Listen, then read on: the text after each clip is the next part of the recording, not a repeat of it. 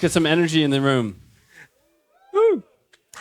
All right. I have the pleasure to introduce our two participants in this debate. Very friendly debate. Nick and Keone. So this is your host, Marwan. We're actually building a marketplace from modular infra. So I'm going to try not to be biased in this one. Yeah. The second rule, so first rule, I'm not going to be biased. The second rule is let's try not to agree too much. Yeah? Perfect. Perfect. All right, let's start with Nick. Maybe a quick introduction, who you are, what do you do, and then we can pass it to Keone as well for the same. I'm Nick. I'm at Celestia Labs, and we're building Celestia, which is a modular blockchain network. So the idea is basically that rather than trying to do smart contracts and applications on the L1, you run smart contracts and applications as dedicated chains, like rollups, on top of the L1. And the L1's job, like Celestia's job, is just to do consensus and data availability, meaning that it just provides this raw block space material for other people to build their own chains. And we think that that gives better scaling properties, gives developers more economic ownership and control, as well as customizability. So we think that, like, in the long term, the dominant way that people will build applications in Web3 is by deploying their own chains rather than deploying smart contracts on a shared execution environment. Yeah. Keone? Awesome. Hi, everyone. My name is Keone Han, co-founder of Monad. Monad is an upcoming high-performance and parallel EVM layer 1. Our view is that it's really important to optimize all layers of the stack, from the database to the execution system to the consensus mechanism. And our team is just really deep in optimizing many different components of the stack, which I guess you would say is monolithic. And so my thought for today is that this is a little out there. I don't see a lot of people with drinks, but there should be a drinking game here where anytime he says modular, you guys drink. Anytime you say integrated, you have to drink too. That's bad. I don't say that much, though. That's true. That's true. All right, let's keep count. Perhaps we could, before we kick it off, one question for one word. Modular or monolithic? I'm going to say both. Monolithic user experience with modular infrastructure. Sweet. Keone? I will say modular. Oh, wow. Nice. Maybe that's a good segue for the first question. So let's talk about scalability. Now, the biggest narrative of the modular blockchain is that it's highly scalable. However, actually, this perhaps brings a bit of fragmentation and some other challenges to the builders. What's your take? Keone. Right. I think at the end of the day, density is what matters. So we'd really like to see very computationally dense individual networks so that a given network can support one or more, or maybe one major application with a bunch of other ancillary applications that are in orbit. So I imagine, like, World of Warcraft or Second Life or sorry, what's the one where EVE Online, just things like that, where it's like such an immersive world, and then there's a lot of components that are more ancillary, like the marketplace or achievements. That should all be able to fit within one network. And I think right now we don't see that. So the Monad team's focus is around addressing scaling bottlenecks within the database, the execution layer, and consensus to enable that one network to be, let's say, 1 billion transactions per day, so they could support that level of scalability so that we don't actually have that much fragmentation. But do you actually believe in a world where there's one single global state machine that's shared across all applications, or because it kind of just sounded like you were describing an app chain, but you want to make app chains as scalable as possible? I was kind of describing the end game in my view, which is that so all of us here, we care about decentralized technology and the spread of decentralization rather than centralization. And the logical conclusion of that is that the biggest apps out there, like the TikToks or WhatsApps or WeChats, like, it kind of needs to fit within hopefully one or a minimal number of partitions. So I'm just really focused on the problem of addressing individual bottlenecks, because right now Ethereum is about 1 million transactions per day. It's not going to, and if we have a bunch of rollups and each rollup is like 5 million transactions per day, then that to me does like individually is not going to be sufficient to support any application, because any app that is number one in the iOS App Store is like a couple million DAUs times 10 to 50 to 100 transactions per user per day. It's too big of a number to fit within one unit, and then it's going to be really problematic if that's partitioned over like 200 different random worlds. Sorry, so about that, actually, the main critic is that no matter how scalable you make it, there will be a limit, right? And it's always hard for everybody to predict what the future needs are. That's a very, very tough question to answer. And so with these limits, isn't that actually driving the monolithic narrative into maybe a dead end when you're building a chain? Would you see then other alternatives that you want to able to get out of that limit, theoretical limit? Perhaps actually the modularity would be the answer for that. So what's your take on that, Nick? Yeah, I mean, to me, it's pretty obvious that there's going to be limits to any single shared execution layer in terms of the amount of transactions it can process per unit time. And so there will be a cap in terms of like the amount of users or activity you can support on a single execution chain. The interesting thing is that data availability has very different scaling properties. And so it's possible to scale a single data availability layer to something that maybe potentially in the future could support all of the Web3 activity that we'll need. Even that is still to be seen, but it's like a much more feasible, it's a much more believable future than a single shared world computer. That said, I think it's really admirable and actually a really good use of time for teams to optimize a single execution layer as much as possible, like improving, doing all these optimizations that Monad is doing. But yeah, to me, it's just, you can even already see that this is happening on Solana today, where many of their most successful applications are either currently migrating to an L2 to have like more scalability or customization, or are considering it very seriously. And I think like over the next 12 months, that kind of narrative is, or like that reality is going to become more and more obvious to people, even though it's not yet. Wait, which applications are you talking about on Solana that are doing that? So Helium recently announced that they're launching some like separate chain. They're calling it a network extension. I think they're calling it a network extension or something like that. What was the other one? I know there's another one. I'm not really an expert on the Solana. The other one is Zeta, or sorry, Zeta, yeah. Yeah, Zeta Markets. Yeah, and I'm not actually aware of which teams these are, but my understanding is there's quite a few teams actively exploring L2s.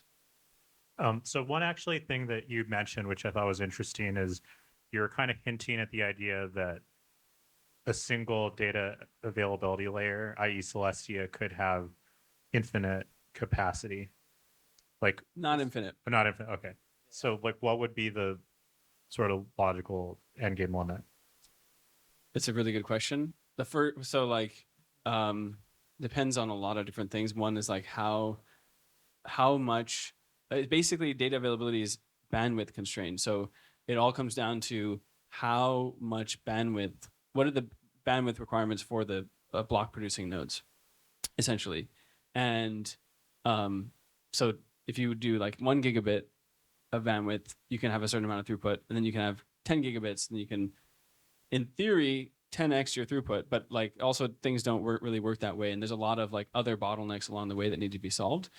And that's why we spent a lot of time thinking about how to solve those problems. But there's absolutely going to be limits that we run into. And at each one of those stages is like engineering our way past them. But there's no way that's going to be infinite for sure. Okay. So do you think that there would be like multiple Celestia instances at some point?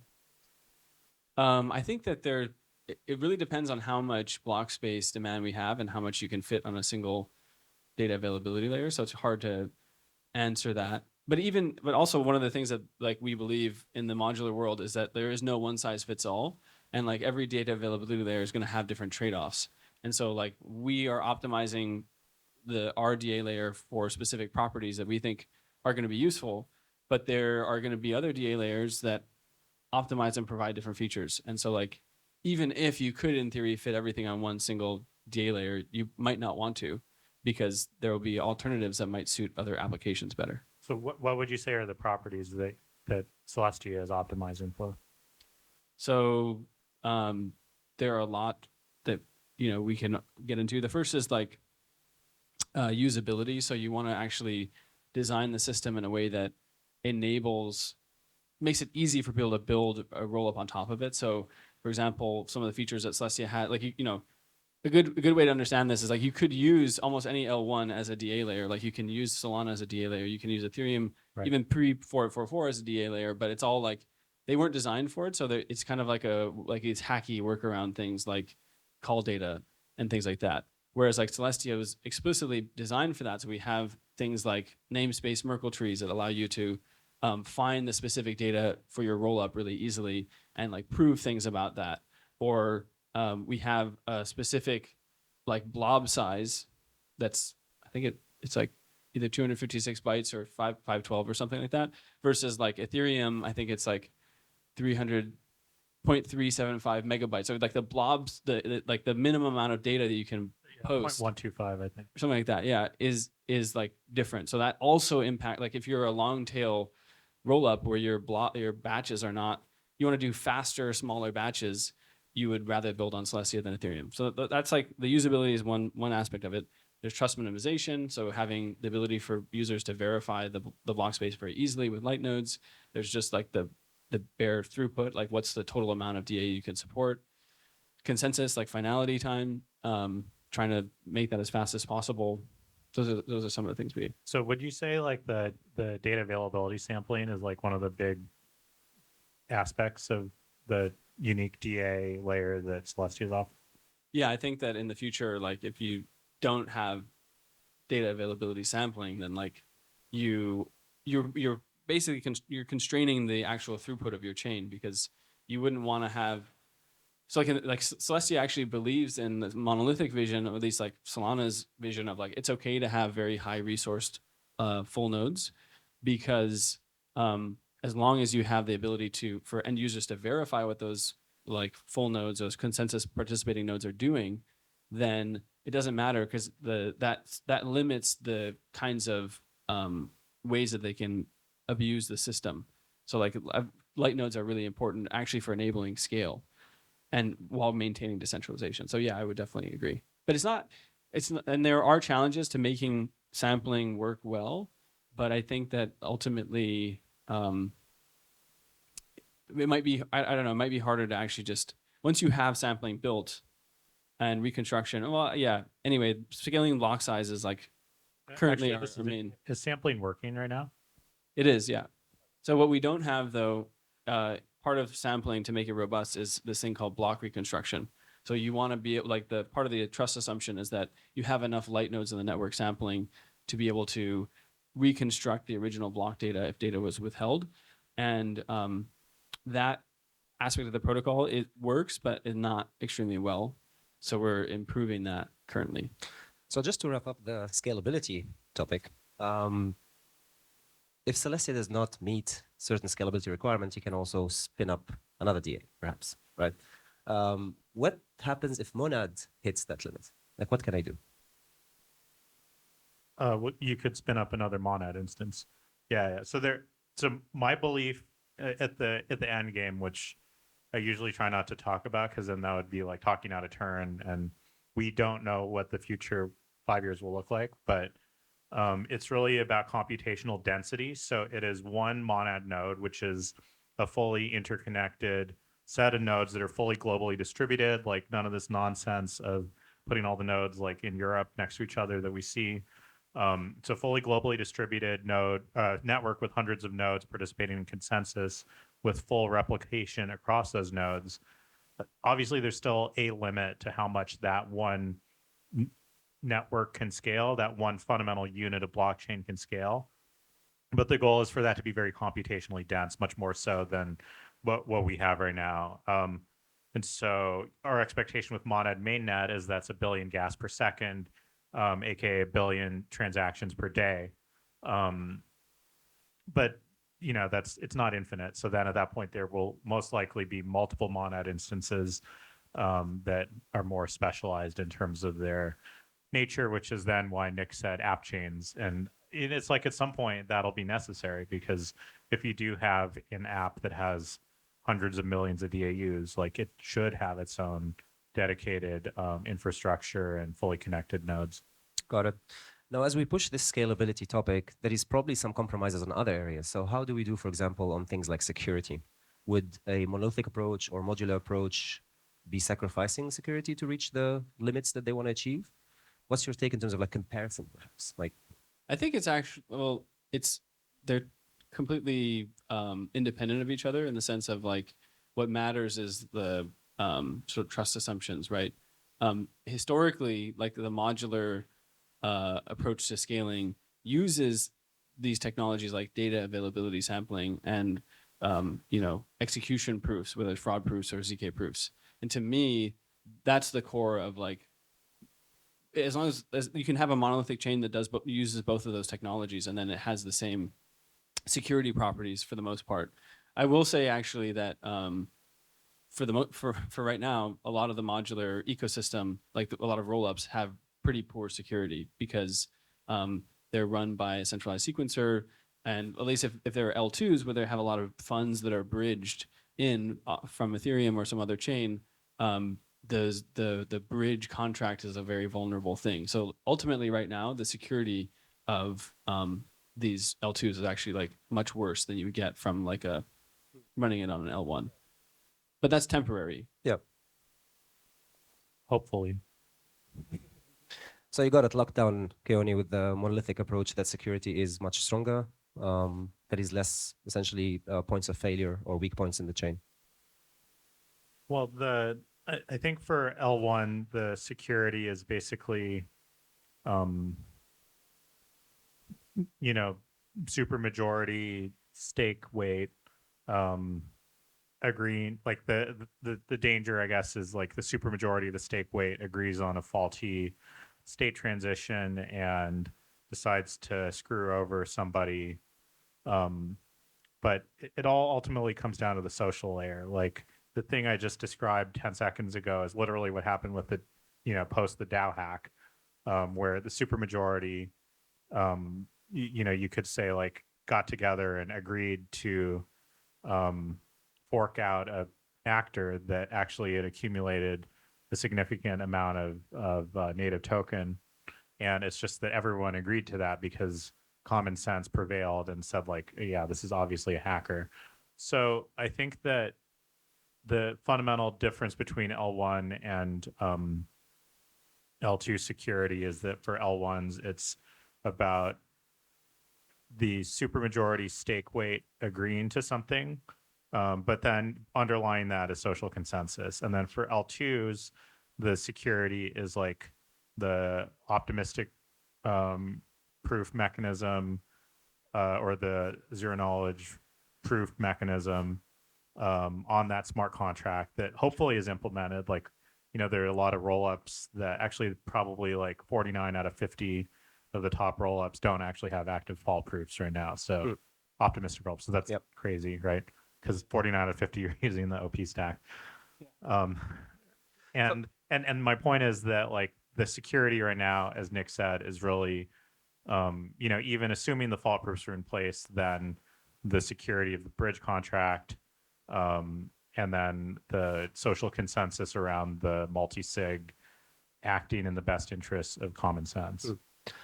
So for me, if I'm going to make, I think the majority of people would want to make a choice that is somewhat safer, right? So I understand that with the modular narrative, we can rely on the social layer of, let's say, Ethereum, something that is established. Isn't it too much work for Monad to now recreate a similar, robust social layer? Well, you're right. So just to go back to what I was trying to say, it's really like the social layer that underlies both L1 and L2 with perhaps additional, like foot guns or dangers on L2s right now, given the lack of fault proofs in most, or fraud proofs in most optimistic rollups, the multi-sig, the possibility of a hack, etc. but ultimately, even then, it would still be ultimately social consensus for both. So the technology is really just there to kind of like, be the sheepdog that's shepherding all the sheep in the right direction. But at the end of the day, it is social consensus, no matter what. So now, can you re-ask your question again? Sorry, guys, it's 6 p.m. No, so this all right. So the social consensus is today somewhat trusted on the Ethereum. Oh yes, Yeah, right. yeah. So you were asking like, is it too hard to like recreate that level of social, um, like the white blood cells that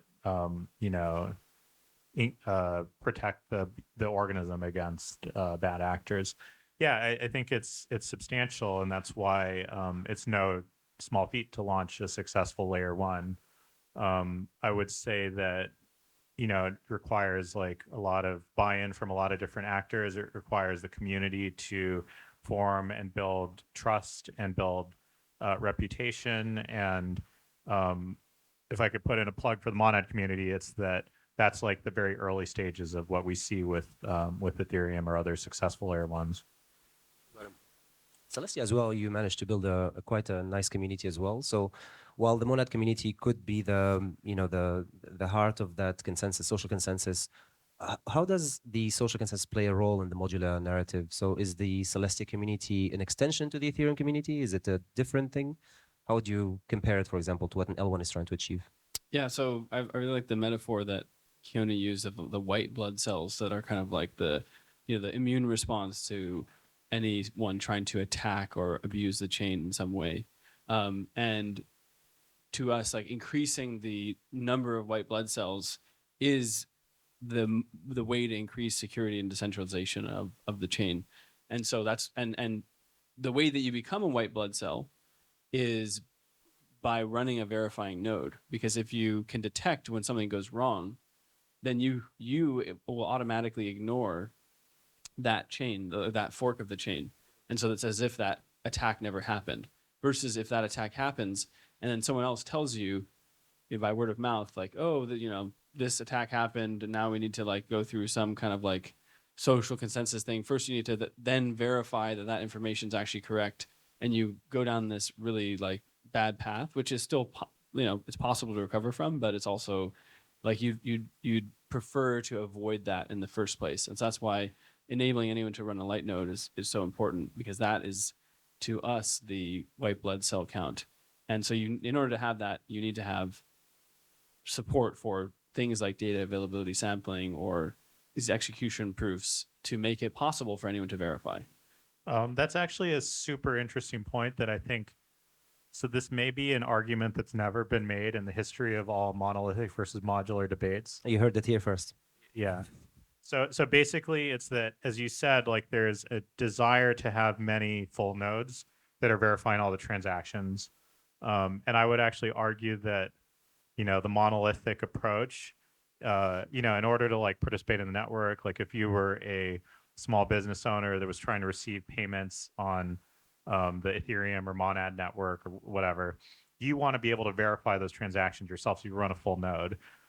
So that actually is an incentive that increases the number of full nodes out there in a monolithic system, which then increases the security, because actually the point that you made about how you want full nodes to be there that are verifying, that are ultimately, even if they're not like, there's no stake on them, they still, if they notice a faulty state transition, they're going to go on Twitter and complain, and that's going to get amplified. And then the social layer kind of becomes aware of it. So I would actually argue that there's more of an incentive in the modular setup for people to run full nodes than in the monolithic setup for people to run full nodes than in the modular setup, where you need people to like randomly run Celestia nodes because they love Celestia. Well, I think the incentive to run the full node, any node, by the way, like full node and light node, there's like a difference there. Full node is a node that downloads every transaction and re-executes everything and makes sure that everything is valid themselves. So there's absolutely no trust assumptions involved. A light node makes very minor trust assumptions, such as the assumptions in data availability sampling, that there's enough light nodes and other things, as well as like that the proof system for execution is valid and works. So not that strong of assumptions, but then it allows you to basically have security that it approaches a full node, but you can run it on your phone. And so to me, the incentive for anyone to run a node that verifies is the same, whether it's a monolithic or a modular chain, but the cost to run that node is drastically different depending on whether you support things like DAS and execution proofs. So to me, I think the point is that it's people are and like you can actually now go to lumina.rs and run a light node without even knowing any technology. Like you're never going to get people, mom and pop stores, people to run these complicated nodes. The point is that if you try to force everyone to run all their transactions on one single network, that network gets like bigger and bigger and more expensive to verify. Versus in the modular approach, you end up like splitting out each one of those applications. Like your mom and pop store, they only care about verifying this one payment network, so that when you pay them, you know, they can make sure that's true, but they don't care about some NFT marketplace or some World of Warcraft game happening somewhere else. And like in the monolithic, like at least the world computer vision for a monolithic chain, it's like your mom and pop store is going to be verifying like World of Warcraft stuff. Like why? That doesn't make any sense. Here's a very hard question, yeah? So you guys talk much more than me in this panel. How come your beers are empty and mine is still full? I don't get We're what's good going at, I need a we're refill. good at parallelization. Yeah. You need a refill. It's very clear, very clear. Do you want a refill? Yeah. Can we get them a refill? 2 beers? Yeah, yeah. Thank you.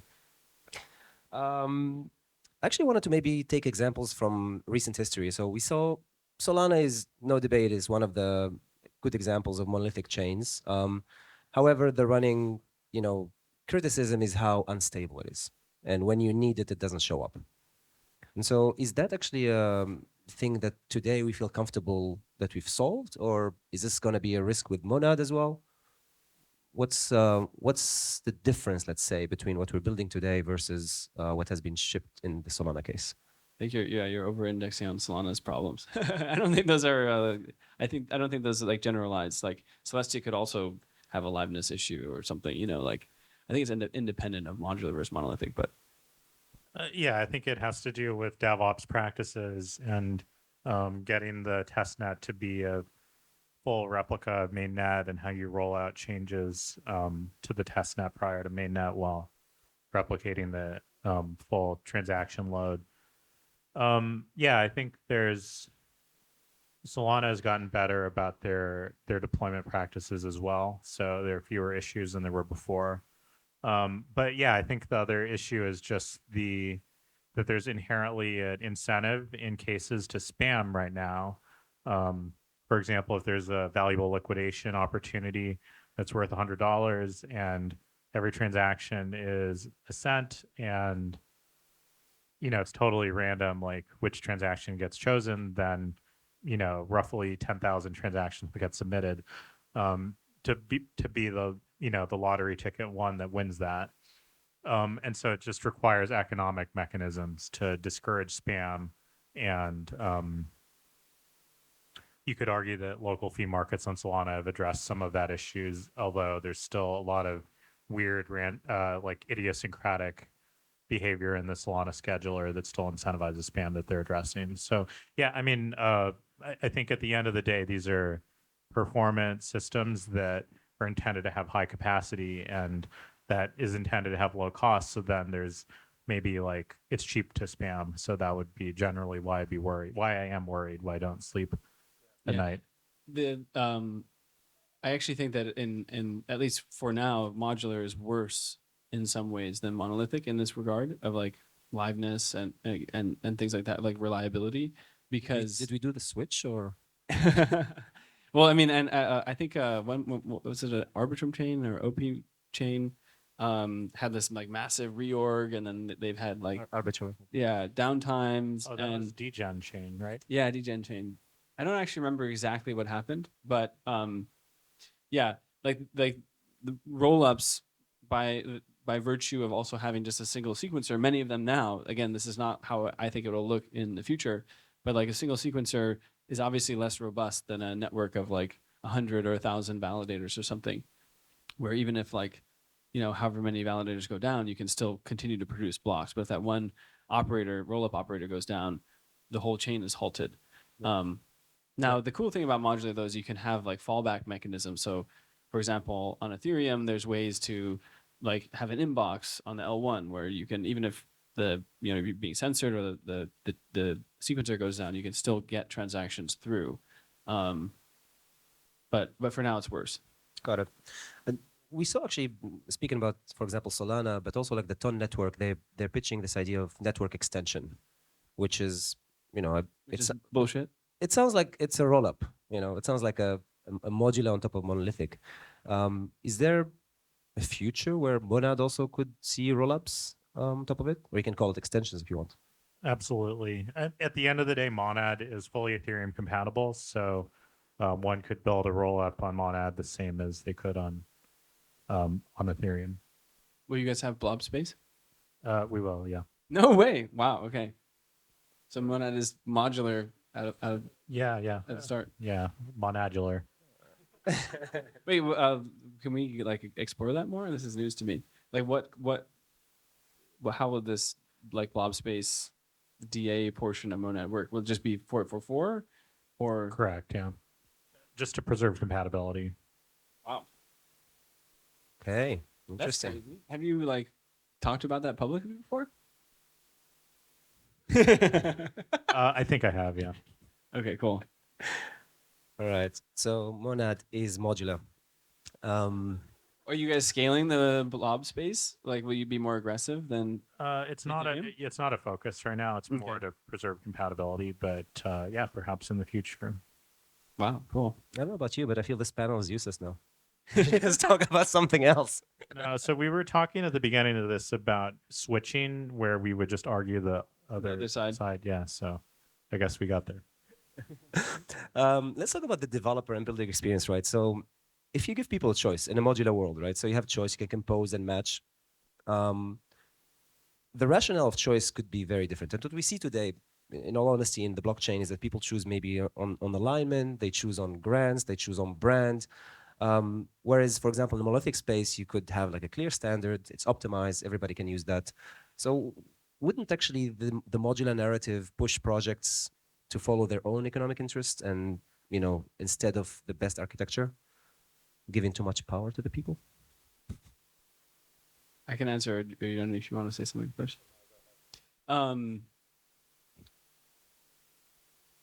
So the way that I think about how this will play out is that right now there's benefits and costs to deploying as a smart contract on a shared execution layer like Solana or Monad in the future, and there's other benefits and costs to deploying as a rollup on something like Celestia. And like the benefits of deploying as a smart contract is that currently that is the best way to have a seamless, like tap into existing user bases and liquidity, have automatic composability with a whole ecosystem, like distribution, like there's a ton of benefits. But then the costs are that if you have a successful application, you're not going to be able to like go deeper into the stack and customize things. You also won't be able to have economic ownership of like the MEV you generate and the fees that you generate.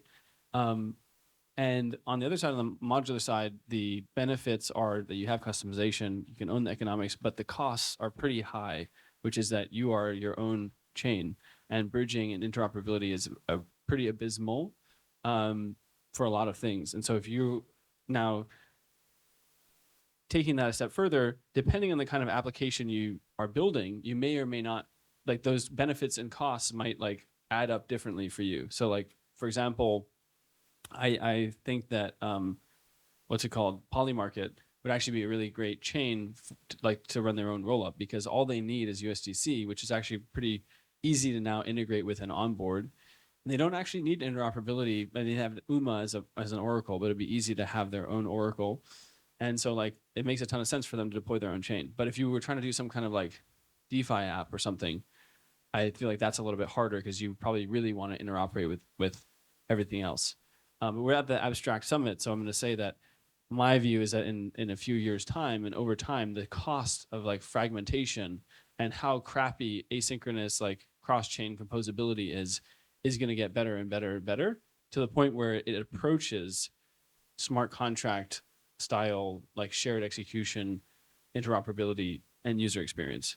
But it will take us a while to get there. But when we are there, that'll be obvious that to me, like the trade-offs will be so much in favor of building your own chain that will be the primary way that people build applications. How confident are you feeling about the shared sequencer end game at this point? I think that shared sequencing is a good solution to getting better liveness and censorship resistance for rollups. In terms of like the other selling point of them is like the having better composability guarantees. I think that's interesting, like, but still to be seen. Yeah, I guess, do you believe in that? Because my sort of base level assumption is that you could get atomic sequencing, like you could get bundles of transactions that come from that apply to different rollups, but you can't guarantee that all of those transactions will succeed. So, for example, if you're like, swapping from one token to another on one chain, and then swapping from token 2 to token 3 on another rollup, and you're trying to bundle those, you can't guarantee that those will both succeed. So therefore, without atomic success, you could get atomic success if the sequencer was running like the VM of both chains. Yep. But if you're running both chains, you're not really saving anything. Yeah, exactly. Like there was a proposal that was talking about like, oh, here's how you can do atomic composability between rollups using a shared sequencer, and it just turned out to be, oh well, the sequencer is just running a full node of both chains, so they're basically one monolithic chain in essence. But I think that, for example, Espresso has a kind of interesting model for this where they're making a marketplace so that you can choose or like pay to be a sequencer for a specific block for any given rollup that's on their network. And the interesting thing there is that you could pay to sequence 2 different rollups in the same slot. So if you were the sequencer for both of them, you could at least guarantee that like those transactions are going to get included to like perform. I don't think it would be atomic, but it perform some kind of like cross-chain thing that at least that it's going to be atomic, like that's either going to happen or it's not. So I think that kind of model is interesting. But yeah, I don't think we'll ever get like fully atomic, execution guarantees across rollups. We have very little time left, and we didn't talk about the one most important thing. Now, users. Is it Molindoc? No. Users. Why does it matter to my, mom and pop shop to use a monolithic or a modular? What should they care? Well, I'll take the layup. You shouldn't care. Like, it should just be abstracted away. So which one should they use? Which one will they use essentially? Where do you see the best UX actually coming in from both approaches? Yeah, I think it's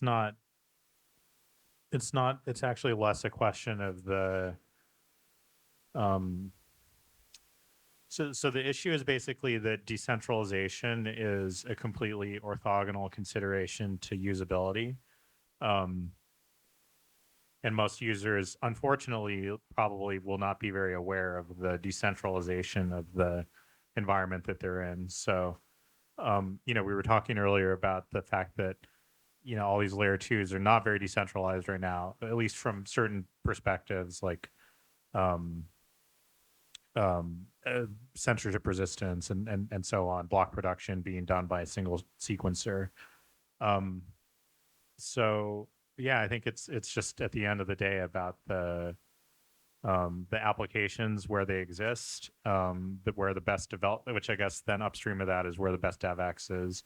I think that there are sort of some awkward or complicated things for a modular approach where, if the developer is worrying at all about like, the sequencer sequenced my thing, but then it got pushed to the DA layer and then, there's like a payment in another token, and whatever, the sequencer has one view of the world, and the DA layer hasn't like finalized that yet.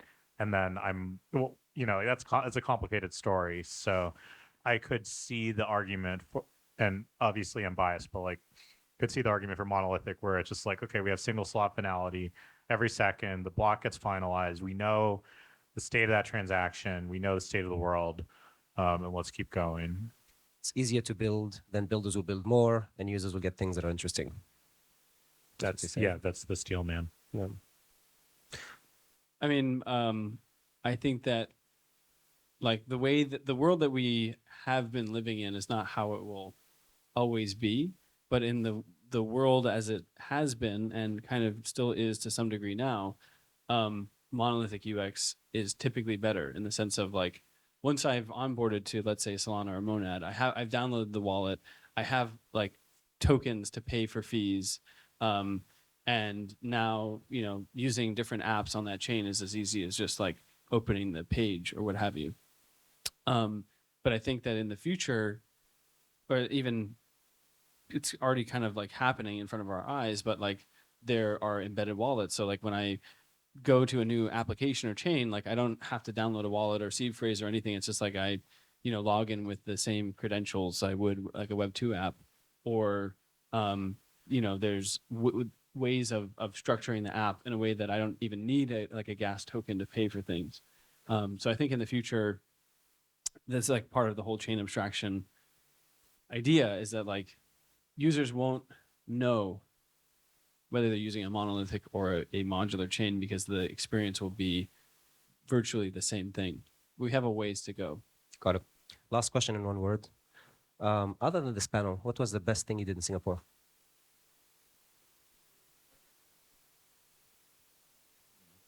I don't know. This panel's been really good. I hope I hope someone recorded this, because I think it's recorded. the light's not on. Yeah. I haven't done it yet, but I love the street food in Singapore, and I'm a big fan of like chicken rice, for example. Like I used to live in Hong Kong, and I would go to Chua and get the chicken rice. Of course, I just it's love the- modular. It's chicken and rice. Yeah, exactly.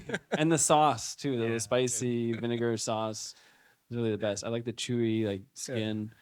Yeah. What's your favorite monolithic dish? No, so I was just gonna say that I love chicken rice as well, and I love loading up with the chili. The little packet of with the string around it is very joyful. So I was actually talking to a local here, and I was describing like this. It's like on the second floor of like an office building near where the jump trading office was. That was really a chicken rice, and he was Did you like, used to live here? No, I didn't live here, but You visit. I visited. I've probably been there like 6 or 7 times, and the best thing to do, like when I was working out of the office there, would be like go to this neighboring office building, go upstairs, queue up, and then get the chicken rice there. And I was describing it, and he was like, "Oh, Shenton House chicken rice, second floor, really good." So that would be my recommendation to everyone. It's like pretty close to the MBS. Shenton House, yeah. I think it's on the second floor. Just follow the queue. The longer the queue, the better the chicken rice. Well, Keone and Nick, everyone, thank you very much. And thank you for playing the game. Thanks, guys.